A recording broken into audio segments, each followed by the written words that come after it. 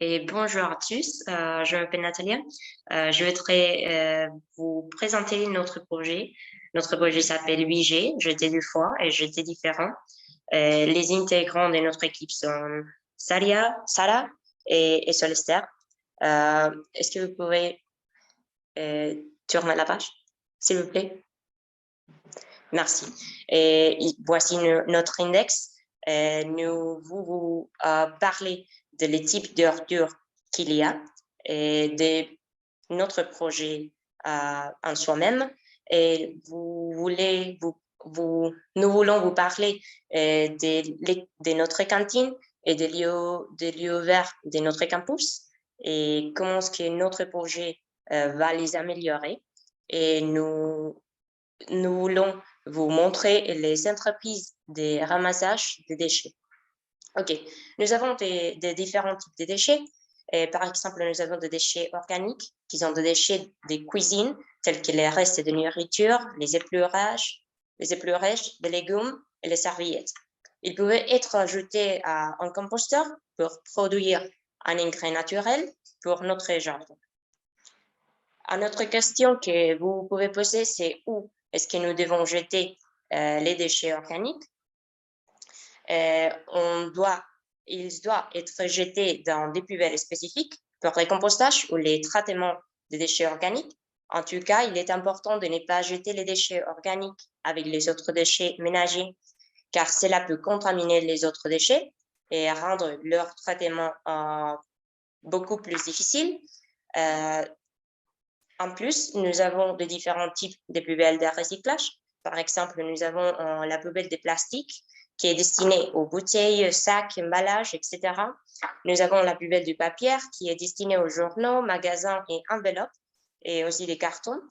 Nous avons une poubelle de verre qui est destinée aux bouteilles et aux pots en verre. Nous avons une poubelle de déchets organiques qui est destinée exclusivement pour les déchets alimentaires et les déchets du jardin aussi. Nous avons une poubelle du métal qui est destinée aux canettes et aux boîtes de conserve. Et maintenant, notre projet, ce que nous voulons faire, c'est de réutiliser les nourritures qui laissent notre cantine ou qu'ils jettent pour faire du compost et utiliser ces composts pour faire un engrais naturel pour améliorer les lieux verts de notre campus. Et vous vous demanderez pourquoi est-ce que nous devons faire du compost? Bon, nous devons faire du compost parce qu'en faisant du compost, nous pouvons réutiliser tous les déchets alimentaires de la cuisine et en plus fertiliser les jardins de notre faculté. Et de cette façon, nous pouvons réduire la quantité de nourriture gaspillée ou jetée de la cafétéria et créer cet engrais naturel. Et vous vous demanderez comment est-ce qu'on va les faire. Bon, nous avons besoin d'un ou de plusieurs composteurs pour décomposer les déchets et les rendre en matière organique biodégradable qui sera réutilisée pour grandir les plantes. Nous avons besoin des autres ressources, comme par exemple de l'eau, de l'oxygène et des organismes comme des champignons ou l'ombris et des autres insectes pour décomposer la nourriture. D'une part, nous pouvons faire du compostage avec des épluchures, des légumes, des fruits abîmés. Vraiment, ça n'importe s'ils sont des légumes crus ou cuits. Nous pouvons utiliser aussi des coquilles d'œufs, sachets de thé, filtres à café. Et nous pouvons aussi utiliser en petite quantité des restes des repas d'origine végétale, comme par exemple les pâtes, le riz, les purées, etc. Nous pouvons utiliser pain sec, mais ces pains doivent être bien émiettés, serviettes en papier, ensuite tout. Et d'autre part, nous pouvons aussi inclure des déchets de notre jardin, comme par exemple des petites branches, des mauvaises herbes, pailles, feuilles mortes, fleurs et plantes fanées aussi. Et pour faire notre compost, nous devons broyer ou couper tous les déchets en petits morceaux pour que la décomposition soit rapide. Nous devons mettre les déchets dans un composteur situé dans un endroit ombragé et les remplir avec 50% de déchets humides et 50% de déchets secs. Alors, ce que nous devons faire après tout ça, c'est de mélanger les déchets régulièrement pour faire circuler l'air. Et pour notre utilisation de les composts, on devait l'utiliser pour nourrir les sols des jardins de notre faculté. Et bon, c'est tout. Ok, bonjour à toutes et à tous. Je suis Sol et maintenant, Sarah et moi allons vous présenter des outils importants de notre projet qui est la cité université et les entreprises des ramassages des déchets. Bon, la cité université, qui en espagnol c'est Ciudad Universitaria de Madrid, sur ordre de monarque Alphonse XIII, s'est développé pour devenir les vastes complexes éducatifs et culturels que nous connaissons aujourd'hui et qui est un bien d'intérêt culturel depuis 1999. D'un point de vue environnemental, la cité universitaire de Madrid possède un important patrimoine vert composé de plus de 100 hectares d'espaces verts gérés directement par l'Université Complutense de Madrid. Ce patrimoine vert est d'une grande importance d'un point de vue éducatif, mais il remplit également de nombreuses autres fonctions, notamment sa valeur récréative, par exemple, et sa fonction de refuge pour la faune urbaine du campus aussi.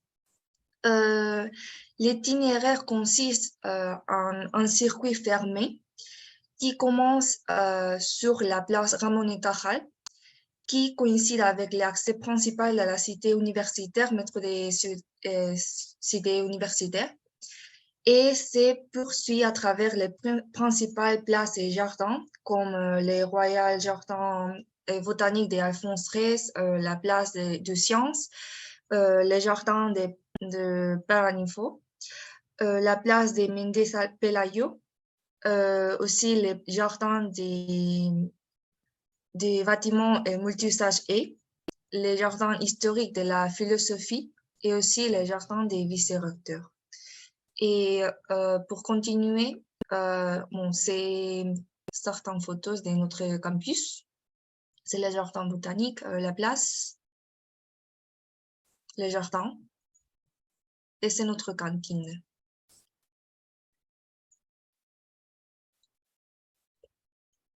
Et Sarah va continuer.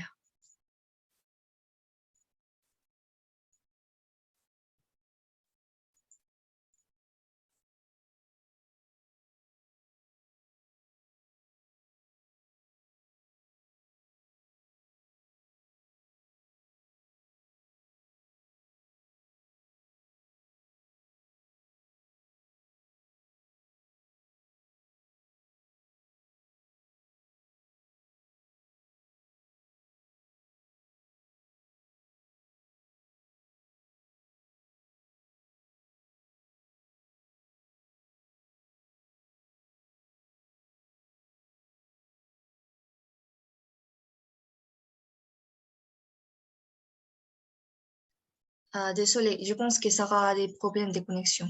Un moment, s'il vous plaît. Bonjour, vous m'écoutez? Ouais. Oui, Sarah, oui. Ouais.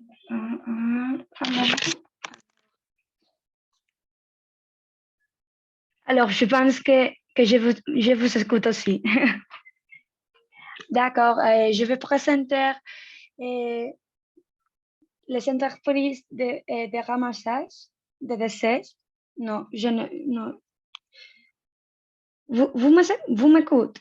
Non, est-ce que je ne peux... Oui, Sarah. Oui, on vous entend. D'accord, d'accord.